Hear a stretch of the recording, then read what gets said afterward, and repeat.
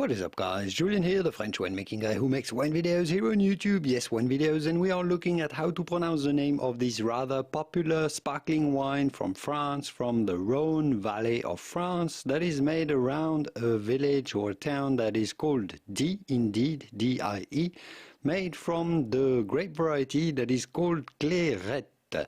Therefore, the name of this sparkling wine that is very fragrant and fruity, a little bit like a muscat or a moscato sparkling wine, not quite as pungent or fruity, but it's got lots of apricot and floral characters, peaches, white peach.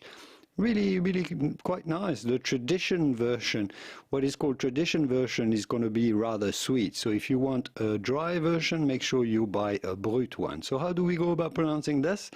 Clairette de Die.